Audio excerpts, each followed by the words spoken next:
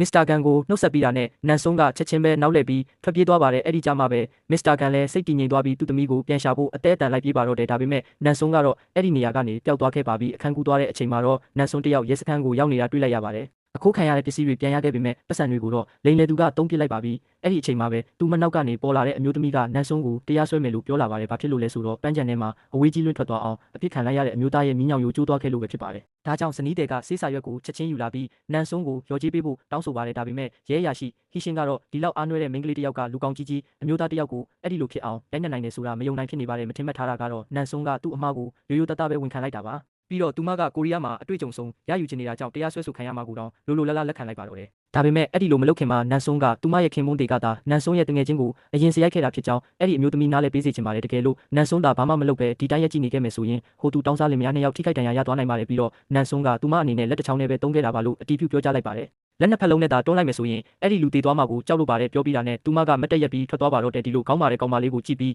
ဟီရှင်းခမညာဘာမှမတက်နိုင်ဖြစ်နေရပါတယ်နန်ဆွန်းကိုပြန်လွတ်လိုက်ပြီးတဲ့နောက်မှာတော့ဟီရှင်းရဲ့လုပ်ဖို့ကိုင်ဖက်ရဲတွေအားလုံးကပန်းချန်ထဲမှာတစ်ပင်ကိုအမြင့်လိုက်ကြအောင်ဆွဲနှုတ်ပစ်လိုက်တဲ့ကောင်မလေးရဲ့ဗီဒီယိုဖိုင်ကိုဝိုင်းအောင်ကြည့်နေကြတာသူတွေ့လိုက်ရပါတယ်ဒါဟာတကယ်ဖြစ်ပျက်ခဲ့တာဆိုတာကိုအားလုံးကမယုံနိုင်ဖြစ်နေကြပါတယ်တနည်းအားဖြင့်ပြောရရင်ဟီရှင်းရဲ့မီးလင်းနေတဲ့အတွင်းခံပေါင်းပြီးကိုနန်ဆွန်းတယောက်အသေးချာမြင်သွားခဲ့တာပဲဖြစ်ပါတယ်ဒီဘက်မှာတော့ပါတီစီစဉ်သူကဒရိုက်တာဆောနဲ့ဂွမ်ဂျူးတို့ကိုစပွန်ဆာပေးသူနဲ့မိတ်ဆက်ပေးလိုက်ပါတယ်သူတို့နှစ်ယောက်ဟာခုမှစတွေ့ကူးကြတယ်ဆိုပေမဲ့လည်းကြည့်ရတာအရန်ကိုရင်းနှီးနေကြပုံပါပဲဒါပေမဲ့ဂွမ်ဂျူးကတော့ဒရိုက်တာဆောဟာဒီဇလန်တွေကဘီလိန်လူဆိုးကြီးဖြစ်မှန်းမသိရှာပါဘူးတစ်ချိန်တည်းမှာပဲတမီးအတူဟွာဂျာကသူ့တငယ်ချင်းတွေကိုဧည့်ခံပေးဖို့အတွင်းရေးမှုကိုခိုင်းလိုက်ပါတဲ့အစီအစဉ်ရဆိုရင်ဒီလူတွေရဲ့ရည်ရွယ်ချက်ကအိမ်ထဲကတမိုးကြီးပစ္စည်းတွေကိုခိုးထုတ်ကြဖို့ပါပဲဒါပေမဲ့ဟွာဂျာကသူ့ရည်ရွယ်ချက်ကိုပြောင်းလဲလိုက်ပါတယ်သူကဂွမ်ဂျူးရဲ့သမီးဖြစ်နေပဲဆက်လက်နေထိုင်သွားချင်နေတာပါဒါပေမဲ့သူ့တငယ်ချင်းတွေကတော့သူဒီလိုဆက်ဟန်ဆောင်နေမယ်ဆိုရင်ရေရှည်ခံမှာမဟုတ်ပဲတနေ့ကျရင်သူ့အကြောင်းမှန်ပေါ်သွားလိမ့်မယ်လို့ထင်နေကြပါတယ်ဒါပေမဲ့ဟွာဂျာကသူ့ရည်ရွယ်ချက်ကိုပြောင်းလဲလိုက်ပါတယ်သူကဂွမ်ဂျူးရဲ့သမီးဖြစ်နေပဲဆက်လက်နေထိုင်သွားချင်နေတာပါဒါပေမဲ့သူ့တငယ်ချင်းတွေကတော့သူဒီလိုဆက်ဟန်ဆောင်နေမယ်ဆိုရင်ရေရှည်ခံမှာမဟုတ်ပဲတနေ့ကျရင်သူ့အကြောင်းမှန်ပေါ်သွားလိမ့်မယ်လို့ထင်နေကြပါတယ်ဒီကောင်မလေးကိုတက်လိုက်ရင်တော့ရဲတွေကဘာမှလုပ်နိုင်မှာမဟုတ်ပါဘူးဒါကြောင့်သမီးအရင်ကိုသာတိတ်တဆိတ်ရှင်းပြလိုက်နိုင်မယ်ဆိုရင်အမေဖြစ်သူကသမီးတူဖြစ်တဲ့သူမကိုပဲဆက်ပြီးအလိုလိုက်ချင်နေမှာတေးချပါတယ်အဲ့ဒီနေ့လယ်ခင်းမှာတော့အဖွားဖြစ်သူကမြေအောက်ကားပါကင်ကိုရောက်ရှိလာခဲ့ပါတယ်အဖိုးကြီးတယောက်ကသူ့ရဲ့တမိုးကြီးကားကိုမှောက်လန့်ပစ်လိုက်တယ်ဆိုပြီးသူမကိုဆွဆွဲလာပါတယ်ဒါနဲ့ပဲသူတို့နှစ်ယောက်လုံးရဲစခန်းကိုရောက်သွားကြပါတယ်ဟစ်တီမှတ်တမ်းကိုပြန်ကြည့်လိုက်တဲ့အခါမှာတော့အဖွားကလက်တစ်ဖက်တဲနဲ့တင်အဲ့ဒီလူရဲ့ကားကိုမှောက်လန့်ပစ်လိုက်တာကိုတွေ့မြင်လိုက်ရပါတော့တယ်အဲ့ဒီမှာရှိတဲ့ရဲတွေကဒီဖွားဟာမာချန်တုံရက်ကွက်ရဲ့ဘရင်မကြီးဂီဂျုံကန်ဖြစ်လိမ့်မယ်လို့ရုတ်တရက်တွေးမိသွားကြပါတယ်ပါဆက်ရာဇဝင်တွေအရ1983ခုနှစ်တုန်းကမကောင်းဆိုးဝါးအင်အားစုတွေကဒီဈေးလေးကိုတရားမဝင်ထိန်းချုပ်ပြီးဒီကလူတွေကိုအနိုင်ကျင့်ဗိုလ်ချခဲ့ကြဘူးလေလို့ဆိုပါတယ်အဲ့ဒီအချိန်မှာပဲဂီဂျုံကန်လို့အမည်ရတဲ့ပိန်ပိန်ပပအမျိုးသမီးတစ်ယောက်ကလူအုပ်ကြားထဲကိုဝင်ရောက်လာခဲ့ပါတယ်အဲ့ဒီနေ့ဟာဂျုံကန်မီးဖွားပြီး3ရက်မြောက်နေ့ဖြစ်ပါတယ်ဈေးဝယ်လာသူတွေကိုမျက်ညာတော့အဖြစ်ဈေးထဲမှာတွေးထွက်တန်ယူမဖြစ်စေချင်ဘူးလို့ဂျုံကန်ကပြောပါတယ်ဒါကြောင့်တတိရှိမယ်ဆိုရင်သူမနဲ့တယောက်ချင်းရှင်ပြိုင်ကြဖို့စိန်ခေါ်လိုက်ပါတော့တယ်ဂိုင်းစတာအုပ်စုအလယ်မှာရက်နေတဲ့လူတစ်ယောက်ကသူမကိုချက်ချင်းပဲပါရိုက်လိုက်တာကြောင့်သူမခမမြေကြီးပေါ်လဲကျသွားခဲ့ပါတယ်ဒါကိုမြင်တော့အဲ့ဒီနာကလူတွေအားလုံးကသူမကိုအထင်သေးသွားကြပါတော့တယ်ဒါပေမဲ့သူမဘက်ကပါတစ်ချက်ပြန်ရိုက်လိုက်တဲ့အချိန်မှာတော့ဟိုလူခမအဝေးကြီးကိုလွတ်ထွက်သွားပါတော့တယ်အဲ့ဒီနောက်ပိုင်းမှာတော့မာချန်တုံရက်ကွက်ကြီးအေးချမ်းသွားခဲ့ပါတယ်ဒါပေမဲ့ဒီလူကတော့ဒါကိုမယုံပဲရော်ကြီးပေးဖို့ပဲတွင်တောင်းဆိုနေပါတယ်အဲ့ဒီနောက်မှာတော့ဒီလူဟာနေရာမှာတင်ချက်ချင်းမေးလဲသွားပါတော့တယ်ရဲတွေဒီအမှုကိစ္စကိုဖြေရှင်းလို့ပြီးသွားတဲ့အခါအဲ့ဒီလူကသတိပြန်မရလာသေးပါဘူးရဲစခန်းကနေအဖွားပြန်ထွက်လာတဲ့အချိန်မှာပဲခွေးတခိုးကိုင်းကိုပညာပေးလိုက်တဲ့အတွက်ဒိုပေါင်ဆုံးအဖမ်းခံလိုက်ရတယ်ဆိုတာကြားလိုက်ရပါတယ်အဲ့ဒီအချိန်မှာပဲခင်မုန်းဖြစ်သူမင်းဟုတ်ကသူမကိုအာမခံပေးဖို့ရောက်လာခဲ့ပါတယ်ခွေးတခိုးတွေဘက်ကဘလို့ပဲအမှုဖွင့်တရားစွဲပါစေသူအနေနဲ့ဇနီးတွေကိုအပြည့်အဝယုံကြည်ကြောင်းနဲ့ဒီကိစ္စကိုရှေ့နေအဖွဲ့နဲ့ပဲရှင်းခိုင်းမယ်လို့သူကချက်ချင်းပဲပြောဆိုလိုက်ပါတော့တယ်တကယ်တော့အဖွားနဲ့ပေါင်ဆုံးတို့ကဆွေမျိုးဝေးတွေတော်ဆက်နေကြတာပါနန်ဆုံးဘက်မှာတော့ခွေးဆိုးကြီးတစ်ကောင်ကိုသူကစိုက်ကြည့်လိုက်ရုံနဲ့တင်အဲ့ဒီခွေးခါများကြောက်လွန်းလို့တုံတောင်တုံနေရှာပါပြီသူမကတယောက်တည်းဖြစ်ပြီးလူနှစ်ဆက်လောက်ဝိုင်းထားတာခံရပေမဲ့လည်းအဲ့ဒီလူတွေအားလုံးသူမလက်ချက်နဲ့ပဲအကြီးကျယ်အရိုက်ခံလိုက်ကြရပါတော့တယ်တကယ်တော့ပတ်စံလိုချင်တာကြောင့်နန်ဆုံးကလူအုပ်တရုပ်ဆောင်ဖြစ်ဝင်လုပ်ခဲ့တာပါဒါပေမဲ့တရက်လောက်လုပ်ပြီးတဲ့အခါမှာတော့တရုပ်ဆောင်တွေကအစားကောင်းအတောက်ကောင်းတွေအများကြီးစားရတယ်ဆိုတာသူသိလိုက်ရပါတယ်သူလက်ထဲရောက်လာတဲ့ထမင်းကတော့နည်းနည်းလေးပဲရှိပါတော့တယ်နန်ဆုံးကစတူဒီယိုတွင်းရေးမှုကိုလည်းမကြခင်မှာပဲမကြည်မလင်ဖြစ်လာပါတော့တယ်သူတို့ကဘာမှမလုပ်ရင်တော့အစားအစာတွေရနေကြတယ်လို့ရတဲ့အစားအသောက်တွေကလည်း share တွေကြီးပါပဲဒရိုက်တာကလည်းတနေ့ကုန်ထိုင်ပြီးသူတို့ကိုအော်ဟစ်ဆူပူနေတာပါဒါနဲ့သူမကလူအုပ်တရုပ်ဆောင်တွေစီထမင်းလဲတွန်းသွားခြင်းလို့လမ်းဖက်ပေးကြဖို့သူတို့ကိုလှမ်းအောင်ပြောလိုက်ပါတော့တယ်ဒီနီလန်းကြောင့်သူမလည်းဘိုက်ဝအောင်စားလိုက်ရတယ်လို့နာမည်ကြီးစူပါစတာတွေကတော့သူမကိုပို့ပြီးလေးစားဆက်ဆံလာကြပါတယ်ဒါပေမဲ့ခွာကြကတော့ထွားကြိုင်းတဲ့လူမိုက်20ကျော်လောက်ကိုစူစီပြီးနန်ဆွန်းရှိတဲ့မွန်ဂိုလီးယားကတဲစီကိုတန်တန်မတ်မတ်လာခဲ့ပါတော့တယ်ဒီဘက်မှာတော့အရင်လေရင်ခီးစဉ်တုန်းကလိုက်ပါလာတဲ့အမျိုးသမီးတေဆုံးသွားပြီဆိုတာကိုရဲတွေစစ်ဆေးတွေ့ရှိလိုက်ပါတယ်မူကင်းစစ်ချက်အရတေဆုံးသူရဲ့ခန္ဓာကိုယ်ထဲမှာမူရစ်ဆေးဝါးအသစ်တစ်မျိုးပါဝင်နေတာကိုတွေ့ရှိခဲ့ပါတယ်။အသေးစိတ်ကိုထပ်ပြီးစစ်ဆေးဖို့လိုအပ်နေသေးပေမဲ့ဒါဟာတော်တော်လေးကြောက်ဖို့ကောင်းတဲ့အရာဆိုတာကတော့သိချပါတယ်။ဒါကြောင့်ဟီရှင်လည်းတေဆုံးသူရဲ့နေအိမ်ကိုချက်ချင်းဆိုသလိုပဲတွားရောက်စစ်ဆေးခဲ့ပါတယ် ဒါပေမဲ့မြေပြင်ပေါ်ကအန်ဖက်တွေကလွဲရင်တခြားသုံးဝင်မဲ့တဲလွန်စာဘာမှမတွေ့ခဲ့ရပါဘူးဒီအမျိုးသမီးယူဆောင်လာတဲ့မူရစ်စေတစ်ကသူတို့မန်းစထားတာထက်တောင်ပိုပြီးဆိုးရွားလိမ့်မယ်လို့သူခံမှန်းလိုက်ပါတယ်ဟီရှင်းပြန်တော့မဲ့ဆဲအချိန်မှာပဲတေဆုံးသူရဲ့အိတ်ကက်ထဲကမျက်နှာဖုံးတစ်ခုကိုသူသတိထားမိသွားပါတော့တယ်ဒီဘက်မှာတော့ဂွမ်ဂျူးကလူစိမ့်ပေးသွားတဲ့လိပ်စာကတ်ကိုဖွင့်ကြည့်လိုက်ပါတယ် website ထဲဝင်ကြည့်လိုက်တဲ့အခါမှာတော့ဒါဟာမူရစ်စေဝါတိုက်ဖြတ်ရေးအဖွဲ့အစည်းတစ်ခုဖြစ်နေတယ်ဆိုတာကိုသိလိုက်ရပါတယ်ဒါကြောင့်သူလည်းတစ်ဖက်တစ်လမ်းကနေကူညီချင်တာနဲ့1 billion တောင်လှူဒန်းလိုက်ပါတော့တယ်တစ်ချိန်တည်းမှာပဲအတွင်းရေးမှူးကခွာချာနောက်ကိုလူလွတ်ပြီးစောင့်ကြည့်ခိုင်းထားကြောင်းဂွမ်ဂျူးစီသတင်းလာပို့ပါတယ်တကယ်တော့ဂွမ်ဂျူးကသမီးတူကိုချက်ချင်းဖော်ထုတ်ဖို့မလောနေပါဘူးဘာလို့လဲဆိုတော့သမီးတူကိုသူပြင်းပြင်းထန်ထန်စူပူချင်းမောင်းလိုက်မယ်ဆိုရင်ပျောက်ဆုံးနေတဲ့သမီးရင်စစ်စီဒီသတင်းစကားတွေရောက်သွားမှာကိုစိုးရိမ်နေလို့ပဲဖြစ်ပါတယ်တစ်ချိန်တည်းမှာပဲဟီရှင်းစီကိုသူ့လုပ်ဖို့ဂိုင်းဘက်တွေစီကနေဖုံးဝင်လာပါတယ်မွန်ဂိုလီးယားကလူပြောက်မှုနဲ့ပတ်သက်ပြီး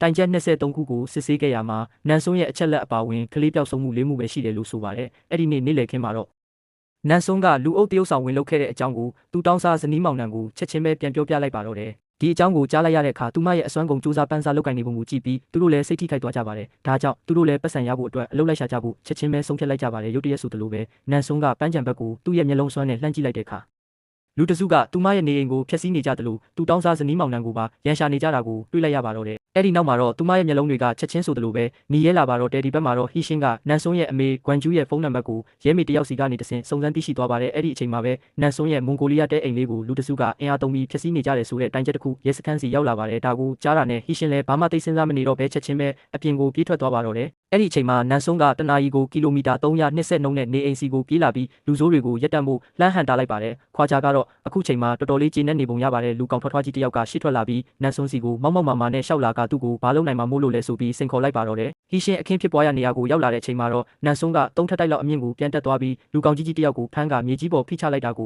မြင်တွေ့လိုက်ရပါတယ်ပြီးတာနဲ့ကြံနေတဲ့နောက်ဆုံးလူကိုပါချက်ချင်းပဲလွှတ်ပစ်လိုက်ပါတော့တယ်ဒါကြောင့်ဒီရန်ပွဲကပြီးဆုံးသွားပြီလို့ဆိုရမှာပါခွာချာကတော့ကြောက်လွန်းလို့မျက်နှာဖုံးကိုအမြန်ကောက်တက်ပြီးအဲ့ဒီနေရာကနေထွက်ပြေးလွတ်မြောက်သွားပါတော့တယ်အတနာစရာအကောင်းဆုံးကတော့သူတောင်းစားဇနီးမောင်နှံမှာပဲမနီးကြိုးစားထားရတဲ့ခိုးနားစရာအမိုးကာလေးကအခုတော့ပျက်စီးသွားခဲ့ပါပြီနန်ဆွန်းကသူတို့ကိုအိမ်တစ်တလုံးပြန်ဆောက်ပေးမယ်လို့ချက်ချင်းပဲကတိပေးလိုက်ပါတယ်ဒါပေမဲ့သူတို့နှစ်ယောက်အတွက်ကတော့အိမ်တစ်လုံးနဲ့နေရဖို့ဆိုတာတကယ်ကိုစိန်ခံပစ္စည်းတစ်ခုလိုဖြစ်နေရှာပါတယ်ဘယ်နေရာမှာပဲနေရသူမရဲ့ကျေးဇူးတရားကိုတော့လုံးဝမေ့မှာမဟုတ်ပါဘူးဒါကြောင့်သူတို့၃ယောက်လည်းအဲ့ဒီနေရာမှာတင်လမ်းခွဲလိုက်ကြပါတော့တယ်ဒါကိုမြင်တော့ဟီရှင်းကနန်ဆွန်းကိုသူ့အိမ်မှာလိုက်နေဖို့ချက်ချင်းပဲအကြံပြုလိုက်ပါတယ်အိမ်ရောက်ချင်းမှာပဲနန်ဆွန်းကရေဝင်ချိုးပါတော့တယ်အဲ့ဒီနောက်သူကအဝတ်စားလဲခြင်းလို့တစုံလောက်ပေးဖို့ဟီရှင်းကိုလှမ်းပြောလိုက်ပါတယ်။ဒါကြောင့်ဟီရှင်းလည်းသူ့ရှက်အင်ဂျီကိုရေချိုးကန်းတကားမှာပဲချိတ်ပေးလိုက်ပါတယ်။အဲ့ဒီအချိန်မှာပဲရဲမေတယောက်စီကနေဖုံးဝင်လာပြီးမွန်ဂိုလီးယားတဲ့ကိုဖျက်ဆီးဖို့ခိုင်းစေခဲ့တဲ့နောက်ွယ်ကတရက်ခန့်ကိုရှာတွေ့ပြီလို့သတင်းလမ်းပို့ပါတယ်။အဲ့ဒီလူကတော့ဂွမ်ဂျူးရဲ့သမီးအတူခွာကြပဲဖြစ်ပါတယ်ဒီအခြေအနေကိုသိလိုက်ရပြီးတဲ့နောက်ဟီရှင်းကဂွမ်ဂျူးစီကိုချက်ချင်းဆက်သွယ်ပြီးသူ့သမီးရင်းနဲ့ပတ်သက်တဲ့အရေးကြီးသတင်းကိုပြောပြဖို့လုပ်ပါတယ်။ဒါပေမဲ့သူ့နောက်ကျောဘက်ကရေချိုးကန်းတကားဖွင့်တန်ကိုရုတ်တရက်ကြားလိုက်ရပါတယ်။အဲ့ဒီနောက်ရေချိုးပြီးခါစားနန်ဆွန်းကိုမြင်ပြီး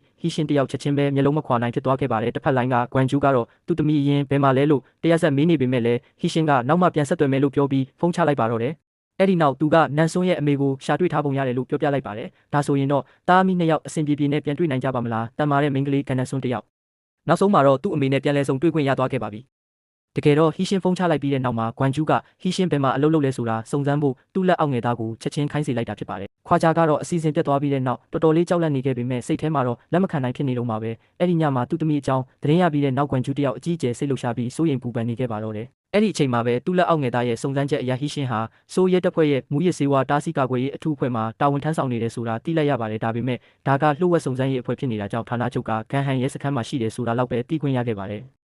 ဟီရှင်းကဂွမ်ဂျူးစီဖုံးပြန်ဆက်ပြီးဒီနေ့နန်ဆွန်းရဲ့စိတ်အခြေအနေကတိတ်မတိမငြိမ်ဖြစ်နေတာမို့လို့သူအဆင်ပြေသွားတဲ့အထိအရင်ဆောင်ပေးဖို့ပြောလိုက်ပါတယ်။ဒါကြောင့်သူတို့နှစ်ယောက်နောက်နေ့တွေ့ကြဖို့သဘောတူလိုက်ကြပါတယ်။ဖုန်းချပြီးတဲ့နောက်မှာတော့ဂွမ်ဂျူးရဲ့ရင်ထဲမှာ20လောက်ပြီးနေခဲ့တဲ့ကြောက်တုံးကြီးကျသွားတယ်လို့ခံစားလိုက်ရပါတယ်။တမီးဖြစ်သူနန်ဆွန်းကိုရှာတွေ့ပြီဆိုတဲ့အကြောင်း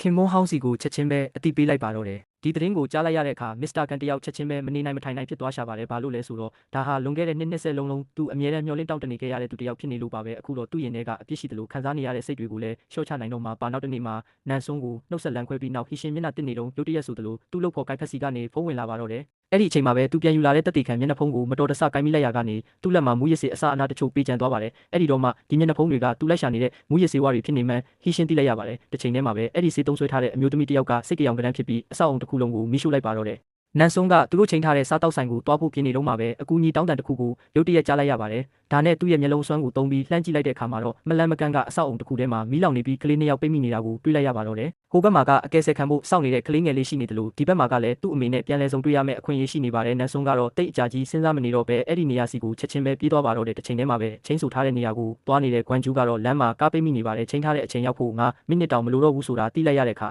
ချိန်ထားတဲ့အချိန်ရောက်ဖို့တိတ်မလိုတော့တဲ့အချိန်မှာပဲသူ့အနောက်ဘက်ကနေမိတက်ကားအော်ဆွဲတံကိုရုတ်တရက်ကြားလိုက်ရပါတယ်။ကြည့်လိုက်တော့ရှေ့နားကအဆောက်အုံမီးလောင်နေတာဖြစ်နေပါတယ်။ဂွမ်ဂျူးကဘာမှသိစဉ်းစားမနေတော့ပဲကားပေါ်ကနေချက်ချင်းစင်းအပြုံးလေးတစ်ပွင့်နဲ့သူ့ရှေ့ကကားကိုညင်ညင်တတလေးတွန်းဖက်လိုက်ပါတော့တယ်။ဂွမ်ဂျူးကသူတို့မိသားစုပိုင်ဆိုင်တဲ့စွမ်းအားကိုအသုံးပြုပြီးမိတက်ကားသွားလို့ရအောင်လမ်းရှင်းပေးလိုက်တာပါတီဘက်မှာရှိတဲ့နန်းစွန်းကလည်းမအားလက်နိုင်အောင်ဖြစ်နေရှာပါတယ်။အဆောက်အုံအောက်ကိုရောက်ချင်းပဲသုံးထပ်မြောက်ကနေပောက်ကွဲမှုဖြစ်သွားခဲ့ပါတယ်အချိန်မဆွဲပဲချက်ချင်းမကယ်တင်မှုဆိုရင်အချိန်မရွေးအသက်အန္တရာယ်ရှိနိုင်တဲ့အခြေအနေပါနန်းစွန်းကသူ့ရဲ့စွမ်းအားကိုသုံးပြီးအပေါ်ကိုခုန်တက်ကပြတင်းပေါက်ကနေတဆင့်အဆောက်အုံထဲကိုဝင်သွားလိုက်ပါတယ်အဲ့ဒီနောက်အော်ဟစ်အကူအညီတောင်းတတွေကိုနားဆွင့်ပြီးအတွင်းထဲမှာပိတ်မိနေတဲ့ကလေးနှစ်ယောက်ကိုအောင်မြင်စွာရှာဖွေကယ်တင်နိုင်ခဲ့ပါတယ်ဒါပေမဲ့မိတောက်တွေကအရန်ကြီးမားလို့နေတာကြောင့်အပြင်ထွက်မဲ့လမ်းကြောင်းတစ်ခုလုံးပိတ်ဆို့နေပါ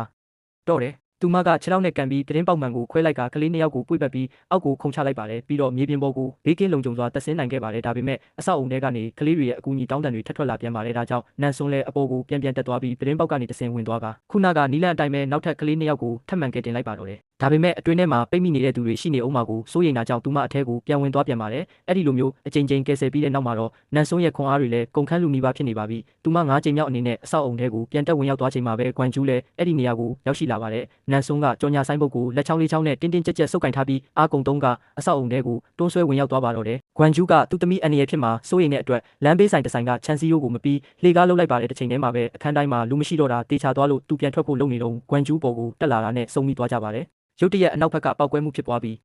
နန်းစွန်းတယောက်အပြင်ဘက်ကိုလွင့်ထွက်လာခဲ့ပါတယ်ဂွမ်ဂျူးကတော့လုံးဝတုံဆိုင်မနေပဲချက်ချင်းပဲခုန်တက်သွားပြီးသူ့သမီးကိုတင်းတင်းကြပ်ကြပ်ပွေ့ဖက်လိုက်ပါတယ်ဂွမ်ဂျူးရဲ့ခွန်အားကိုအသုံးပြုပြသူတို့နှစ်ယောက်လုံးမြေပြင်ပေါ်ကိုဘေးကင်းစွာပြန်လည်တက်ဆင်းနိုင်ခဲ့ကြပါတယ်နောက်ဆုံးမှာတော့တန်မာတဲ့သားမီးနှစ်ယောက်ပြန်လည်ဆုံတွေ့သွားကြပါပြီ